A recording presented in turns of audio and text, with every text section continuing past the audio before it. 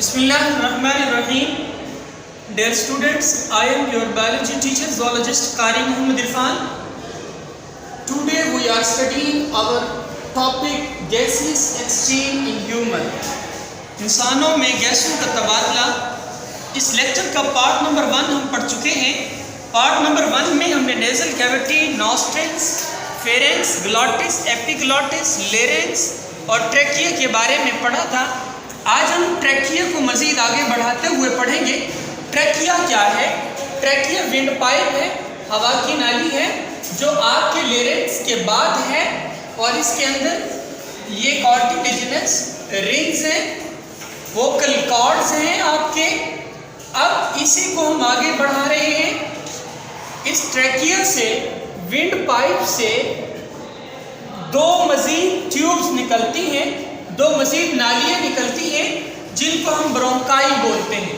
अगर हम एक की बात करें तो इसे ब्रोंकस बोलेंगे, अगर हम दो की बात करें या इससे ज़्यादा की बात करें तो हम इनको ब्रोंकाई बोलेंगे। एक होगा तो ब्रोंकस बोलेंगे।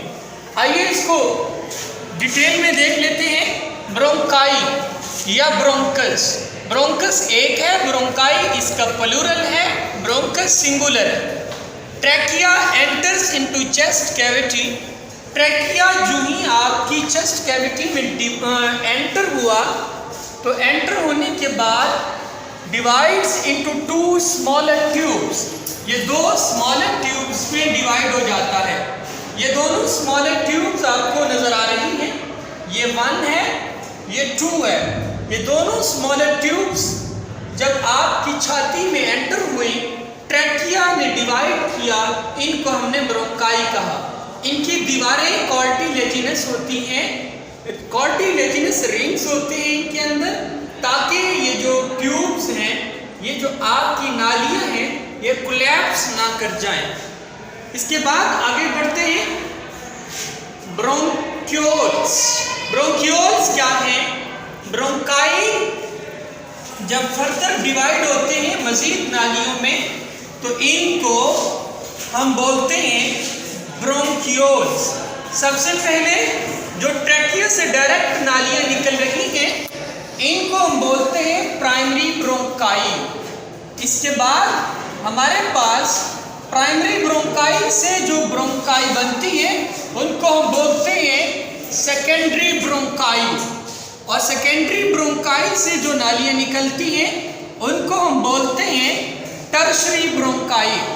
अब इनके बाद ब्रोंकाई मज़ीद छोटी छोटी नालियों में डिवाइड हो रहे हैं।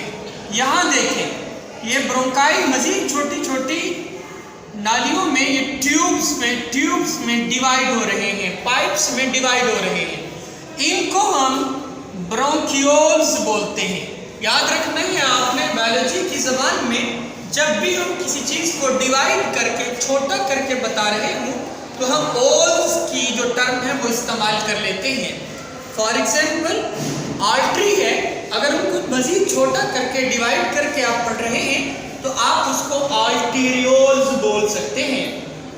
यहाँ पर आप ब्रोंकाई को डिवाइड कर रहे हैं तो आप इनको ब्रोंक्यूल्स बोल रहे हैं। हाँ जी, ब्रोंक्यूल्स को हम डिस्कस करते हैं।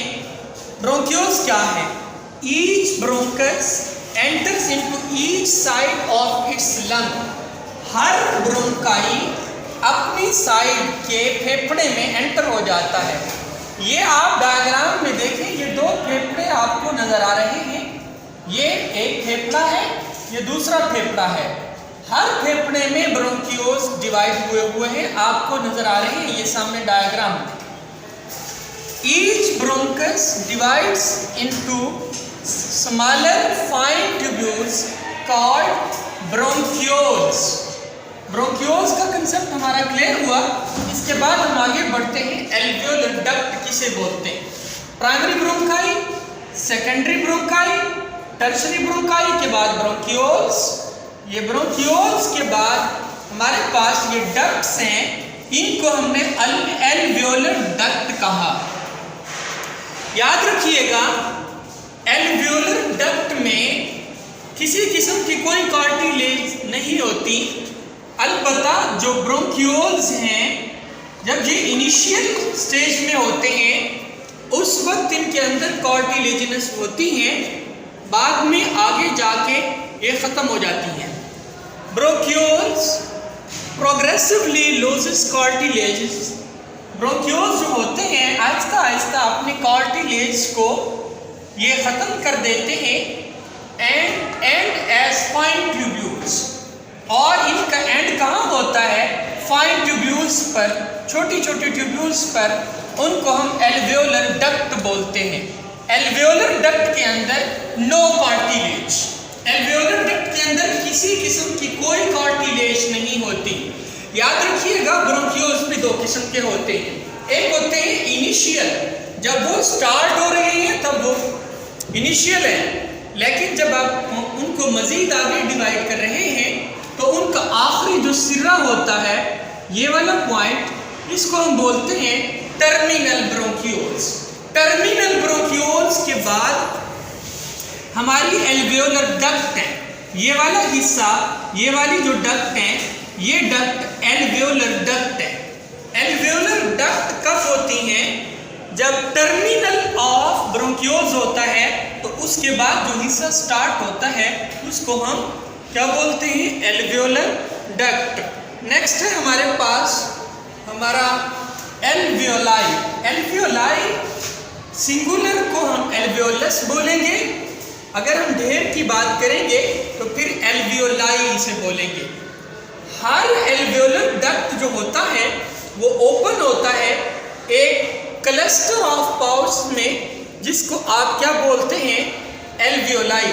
थैलियों के एक गुच्छे में ये नालियाँ जो हैं ये खुलती हैं, ये आपके पास सैक्स है, ये सैक्स है, ये एल्वियोलाई है, ये एल्वियोलस है, ये भी एल्वियोलस है। इन सब की बात करें तो ये एल्वियोलाई कहलाएंगे, एक की बात करें तो एल्वियोलस कहलाएगा। ये एल्वियोलाई का फंक्शन क्या है? एल्वियोलाई का मेजर फंक्शन देख लेते हैं वहाँ से। एल्वियोलाई का मेजर फंक्शन ये है हमारे पास, ईच एल्वियोलस, हर एल्वियोलस इज सैक लाइक, ये थैले की तरह है और इसका काम है रेस्पिरेटरी सरफेस बनाना, रेस्पिरेटरी सरफेस बनाना, रेस्पिरेटरी सरफेस बनाना यानी सांस लेने के लिए सतह बनाना, रकबा बनाना। वो जगह जहाँ से हम सांस लेते हैं, वो थैलियाँ, वो हवा के गुब्बारे जहाँ से हम सांस लेते हैं, जहाँ जाकर गैसेस एक्सचेंज होती है, हमारी बॉडी को ऑक्सीजन मिलती है और कार्बन डाइऑक्साइड को निकाला जाता है, वो गुब्बारे, वो थैले एल्वियोलाई हैं। फंक्शन क्या है जी इनका? आपने पढ़ लिया। स्ट्रक्चर की बात करें तो स्ट्रक्चर इनका ये है कि एल्वियोलाई के गिर्द सिंगल एपिथेलियल सेल्स की एक लेयर होती है जो, डियर स्टूडेंट्स, एल्वियोलाई का फंक्शन होने के बाद हमने फंक्शन करने के बाद अब हम कर रहे हैं इसके स्ट्रक्चर को। फंक्शन को एक बार मैं दोबारा रिवाइज कर देता हूँ कि हर एल्वियोलस जो होता है सैक लाइक होता है और इसका काम होता है रेस्पिरेटरी सिस्टम को सरफेस मुहैया करना, रकबा मुहैया करना, जहाँ पे हमारी गैसों का तबादला होता है और ऑक्सीजन को जज़ब किया जाता है, ऑक्सीजन को हवा से जो है अब्जॉर्ब किया जाता है और कार्बन डाइऑक्साइड को बाहर निकाला जाता है। ये एल्वियोलाई का काम है। स्ट्रक्चर की बात करते हैं तो एल्वियोलाई जो है ये single layer of epithelial cells हैं और ये इनके गिर्द नेटवर्क ऑफ ब्लड कैपिलरीज पाया जाता है जो इनको ब्लड वगैरह मुहैया करता है और उस ब्लड के जरिए फिर गैसेस एक्सचेंज वगैरह का काम होता है। ये आपका एल्वियोलाई का स्ट्रक्चर था। नेक्स्ट हम आखिरी बात आज के टॉपिक की पढ़ने जा रहे हैं, वो है blood circulation in lungs. Lungs में ब्लड की सर्कुलेशन कैसे होती है? पल्मोनरी की टर्म जब भी जहाँ भी आएगी तो आपने समझ जाना है कि फेफड़ों के बारे में कोई ना कोई बात हो रही है। पल्मोनरी आर्टरी के बारे में हम पढ़ रहे हैं, ऐसी आर्टरी जो दिल से खून को फेफड़ों की तरफ ले जाती है और ये खून, पल्मोनरी आर्टरी में जो खून होता है ये डीऑक्सीजनेटेड होता है। डीऑक्सीजनेटेड ब्लड एंटर होता है लंग्स में, लंग्स के अंदर आर्टेरियोल्स से गुजरता हुआ कैपिलरीज और फिर उन कैपिलरीज तक पहुंचता है जिन्होंने एल्वियोलाई को सराउंड किया हुआ होता है। इसके बाद यहाँ पर गैसेस एक्सचेंज होती है, कार्बन डाइऑक्साइड को रिमूव किया जाता है, ऑक्सीजन को जज़ब कर लिया जाता है और इसके बाद वेन्यूल्स छोटी छोटी वेन्स फिर ज्वाइन होती हैं और बड़ी वेन बनाती हैं जिसको पल्मोनरी वेन कहते हैं। पल्मोनरी वेन जो है वो अब खून यहाँ पर फेफड़ों में आने के बाद ऑक्सीजनेटेड हो चुका है, तो पल्मोनरी वेन वापस इस खून को, ऑक्सीजनेटेड खून को दिल की तरफ ले जाती है। ये आपकी ब्लड सर्कुलेशन इन लंग्स है। Thank you so much.